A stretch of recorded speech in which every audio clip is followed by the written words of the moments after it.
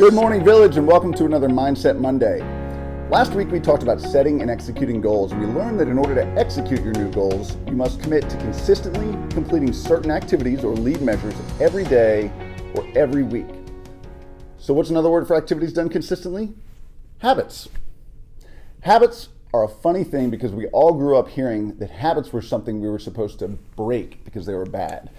But whether you have bad habits or good habits, it doesn't really matter to your brain, which is why it's so exciting to learn that we can manipulate our brains into creating new habits that help us be more successful, however it is that you define success. Charles Duhigg, author, wrote a book called The Power of Habit. I'm going to touch on that here, but it's worth a read. Duhigg explains that there's a simple neurological loop at the core of every habit that consists of three parts. Number one, a cue. Two, a routine. And three, a reward. The routine is the behavior that we want to change. The cue is what triggers that behavior, and the reward is what we get at the end. But the reward is not always what we think it is. He uses a personal example to illustrate this. Every afternoon, he says he gets up around 2:30 from his desk, walks to the cafeteria, gets a cookie, socializes with some coworkers, then heads back to his desk about 15 minutes later to keep working. So what's the cue for this routine? Is it hunger, boredom, low blood sugar, a focus break, loneliness? And what's the reward? Is it the cookie, the change of scenery, the temporary distraction, socializing with coworkers, or the hit of energy that comes from some sugar? Duhigg says rewards are powerful because they satisfy cravings. But his research suggests that we're often not conscious of the cravings that drive our behaviors. They're hidden in plain sight. We think that the reward is the cookie, but maybe that's just an excuse to go have some social time with coworkers, and it's really the social time that we're craving. His book has a lot of good insights into changing habits, but I want to move for a minute from changing them to creating brand new habits. So when was the last time that you actually created a new habit that you stuck with? Think about that for a moment.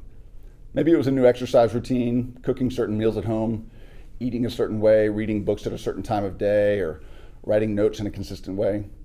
Take a minute right now and write down the most recent 3 habits that you started at least 30 days ago, and then make a star by the ones that you're still doing.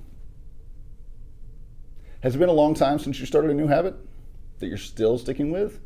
My guess is it's probably been a while. And that's because our routines are so powerful that we don't like to change them. Our brains like to work on autopilot, if they can. They're programmed to do so with breathing, sleeping, etc. So if you're going to build a new habit that we can keep doing consistently, in other words, put it on autopilot, then we have to reprogram our non-conscious brain. Our conscious brain is what we use to create goals, ideas, logic, etc. But without reprogramming our non-conscious brain, we'll have a hard time achieving the goal or creating a new habit. So one way to reprogram our non-conscious brain is through affirmations. If you've been through Ninja, you've already done some of this process. Successful affirmations require a couple of things. Number one, you have to talk about your goal in the present tense, as though it has already happened. Remember, we're tricking our brain. Number two, write it down 25 times every day for at least 30 days. As an example, let's say you want to achieve a goal of reading 12 books this year. One of your lead measures for that goal might be to read 10 pages of a book every morning. This is the habit you're trying to create. A way to use the affirmation process to create this habit would be to write down this sentence 25 times every day for at least 30 days.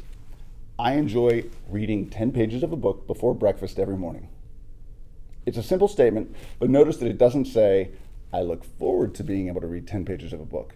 Instead, the statement is already in the present tense, which effectively tricks your non-conscious brain into believing that it's something you already do. So when you trick your brain using something called your reticular activating system, you begin unconsciously focusing on reading 10 pages of a book, and your brain becomes thirsty for it. You're creating a craving. A pitfall I sometimes see agents take is to talk about things that they don't want to do or something that they want to stop. This doesn't work. That's how police and construction vehicles on the side of the road get hit. Drivers say to themselves, don't hit the car, don't hit the car, don't hit the car. Next thing you know, boom, they've hit the car on the side of the road because that's what they were focusing on.